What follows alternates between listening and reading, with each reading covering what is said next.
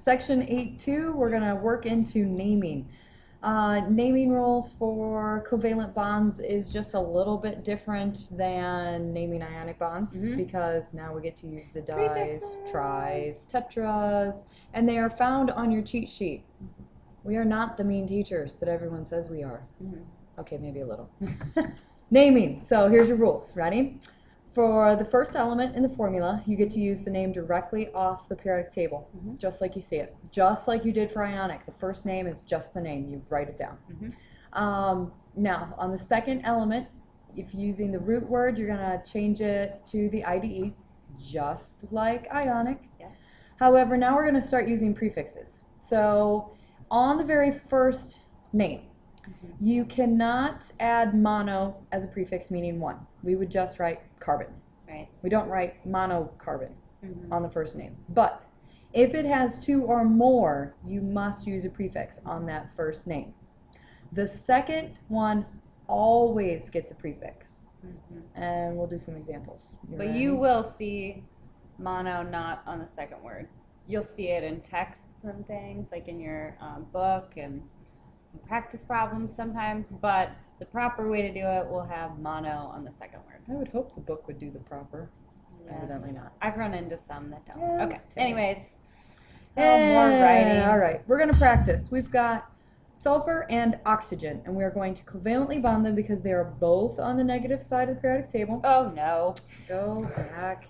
Just jumping ahead. She doesn't really want to write. No. All right. So we're going to have sulfur. So we would write.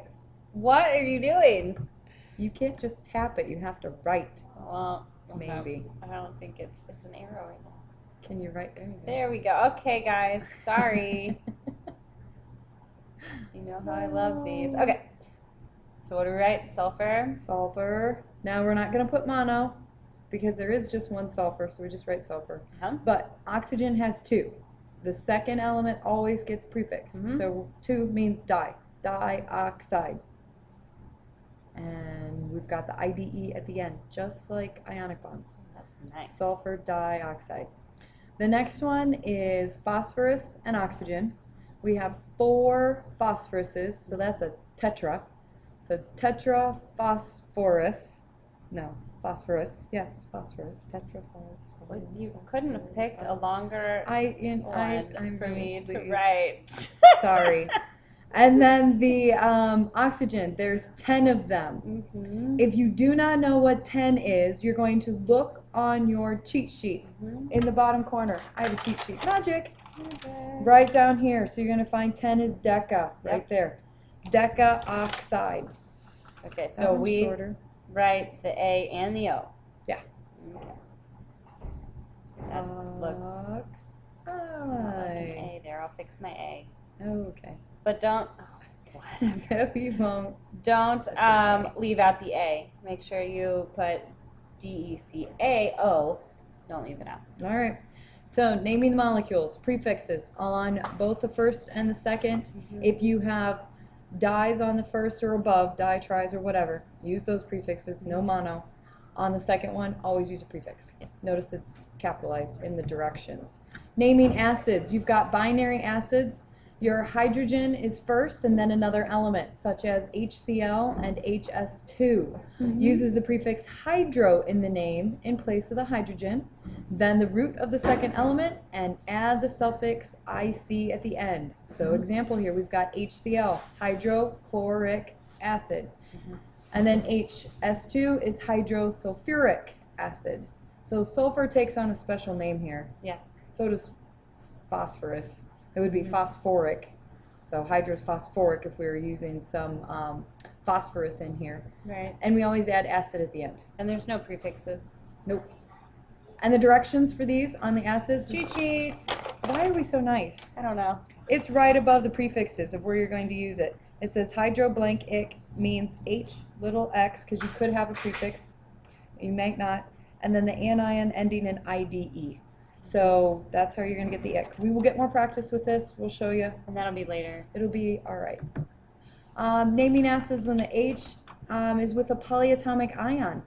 If that polyatomic is has an oxygen in it, it is called an oxyacid. that oxyacid does not use hydro in the name. So you drop the hydro and you're pretty much using the ending part. So you're going to first write the form of the root word of the name of the polyatomic ion. If the name ends in ate, change it to ick. What we like, I ate it and it's icky. Icky. Remember, polyatomic. Oh yeah, the big check. If you see the oxygens in there, you're going to have to do something else to it. Again, if the polyatomic ends in ATE, you're going to change that ATE to an IC. I ate it and it's icky. If the name ends in ITE, you're going to change it to OUS. I don't have a thing for that, do you? No. All right. We'll come up with something. All right. But do we have hydro in front? No. Nope. So we've got examples. HClO. Now, again, that is an L. That's not an I. Right. It's not iodine. If you see a C before it with an O, it's probably an L. The fonts, for some reason, likes to mess with your brains, evidently. So this is HClO3. So we're going to find ClO3 on our cheat sheet. Right. It is called chlorate. Okay. So instead of the chlorate, the ATE gets dropped, and you are going to have chloric acid. So we got chloric. Okay, so ATE, cross that out, make it ick. Yep. And then we've got HClO2. So we're going to go chlorite. Right. And we're going to drop the ITE and put the OUS, so we have chlorous acid. So oxygen is in the formula right there. We're looking at it. There's an O that tells you you're going to be doing something else than putting the hydro in there. You're going to get a lot of practice. You're also going to have a quiz on these, naming molecules and naming acids. They're going to love it. Oh, yeah. Going to love it. Awesome. Yep. We could just keep going. I think we should. Okay. 8.3 and 8.4. We might as well get it done because it's kind of short. All right. We're going to do some shapes. We're going to take these molecules and we're going to actually give them some 3D formations of how they're actually going to be joining together. Mrs. Kelly, we have giant pictures here of of how they're all bonded. We're going to show you some 3D models in class of the tetrahedral, the pyramidal, the bent, the trigonal planar, linear. These are all listed on your cheat sheet again. I think they're on the back side, molecular geometry. Yep. It says where the lone pairs are, what the shape they are, and how many bonds you have. So all of this is on here. Take this in, pause this if you need to, but we will definitely go over each of these and you'll be drawing a lot of them in class, so you'll be okay. But how do we do it? Ready? Molecular structure. Mrs. Kelly is so excited about drawing these. So excited. You are going to draw the dot structure. Okay. So we're going to draw all the dots, then we're going to get rid of the terminal atoms, valence electrons, and we're going to substitute in the dashes. And we're going to name them for the VSEPR model names, which is your tetrahedrals, your linear, your bent, all those wonderful things. So the molecular geometry, that's where your names are going to be on your cheat sheet. Yep. Okay. All right, so we've got carbon tetrafluoride. We're going to have our fluorines around all 4 of them. 1, 2, 3. Where should I put my note? Yeah, Here? that's fine. Okay. It doesn't matter. Okay, and then we've got another one blah, here. blah, blah. Now, as you can see, we have 4 open positions around carbon, and we have 4 fluorines that can come and fit in as like a puzzle piece. And so we're going to fit these in. Where the bonds are, we are going to replace those with our single dashes for our final drawing. Remember, first video we did this. So we got our C, F, F. And now, what you're going to do is you're going to look and see on your cheat sheet, you're going to find out what shape has 4 single bonds, and there are no lone pairs on here. And this would be called a tetrahedral. You've got your cheat sheet, you just kind of have to look on it. Tetrahedral.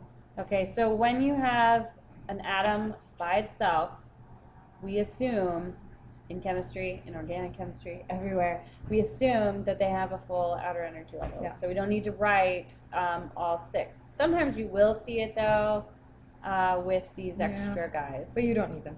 You don't have to do it. That's just a waste of pencil. Make sure that there's lone pairs, though, if we have a lone pair. Okay. So let's do boron and chlorine. All right, so boron's going to be in the middle. Yep, it's written first. And it has... It only has 3. 3. This is one of those exceptions. Oh, whatever, stop. Okay. 3 dots. 1, 2, 3. We've got 3 chlorines Each chlorine has 7 valence electrons. We can come and put those right into the positions. 1, 2, 3, 4, 5, 6, 7.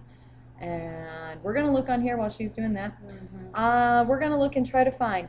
There are 3 bonds in here, no lone pairs. So as I look down my little cheat sheet, I can see 3 bonds, no lone pairs is going to be trigonal planar. Okay. All right. Having fun yet? Oh, this is fun. Oh, you know what that says. It says planar or planar, however you want to pronounce it. Yeah, you know. What are you going to do? Depends on where you're from. Okay. Last topic, resonance and octet exceptions. Resonance happens when you can draw the Lewis structure in more than one way. The example is NO3 minus. Mrs. Kelly is going to kind of draw that while I talk about a couple of the exceptions. There are atoms that will accept under the 8 rule, and some will take over the 8 rule. Your under the rule is hydrogen and boron and aluminum. Hydrogen only needs 2 to be happy. Boron can take 6 and be happy, so it's the under rule. Aluminum can also take 6. The over rules are phosphorus, xenon, and sulfur. Phosphorus can take up to 10 electrons instead of just the 8. Xenon can take up to 12. Sulfur can also take up to 10. Those over the exception rules are some of your, on your cheat sheet, your bigger ones, your octahedral, your trigonal bipyramidal. Those are the over rules. Your under rules could be your linear and trigonal planar. Remember when it says 2 bonds? Yeah. That means that it's each bond is 2 electrons. Yeah. So Mrs. Kelly finished down here drawing what NO3 minus looks like. Yes. Make sure that if you have an ion, then it's this one is just a -1. So you just need to put it in brackets and have a negative sign on the outside. All right. So tell me the difference about these. Okay. So there's 1 nitrogen and there are 3 oxygens. They are bonded to the nitrogen. There is 1 double bond and 2 single bonds. So what's happening here is that the double bond could actually go to any of the oxygens. So right here it's down and to the left, up over here it's to the top, and over here it's to the right. Because they are sharing, they're covalently bonded, they're sharing these electrons, so the electrons really can go in any of the outer energy levels for any of these elements. All right. So there's your resonance structure. That's it for 8.3 and 8.4, but Mrs. Kelly and I think there's just a little bit left for our 8.5, so we're going to keep going. You're ready for it, we know. Electronegativity and polarity. We're going to bring a topic all the way back from chapter 6, Yes. 2 chapters ago. 2 Electronegativity is the tendency for an atom to attract electrons. So we're talking about our fluorine groups over here, the negatives. They want to gain those electrons.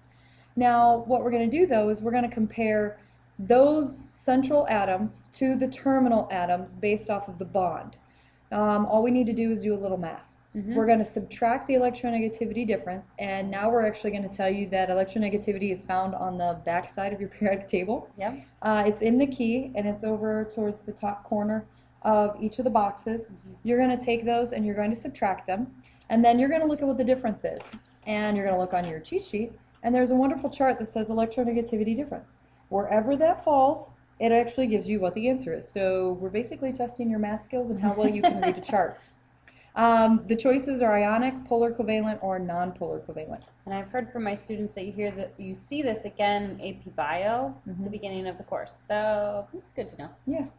The next other thing we talk about is polarity of the overall shape of the molecule. So this is based off of your bent, trigonal pyramidal, your octahedral. Whatever the shape is, you have to look and see if there's any lone pairs or unequal bond length.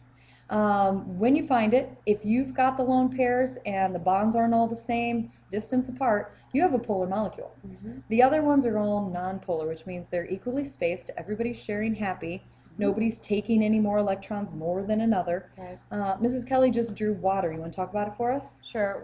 Water, so hydrogen only contributes 1 electron to the whole structure. So really it doesn't contribute a whole bunch to the whole structure. So for the most part, you're going to have just hydrogen being a positive charge down here because you've just got a nucleus hanging out, while the electrons are actually circling the water for the most part.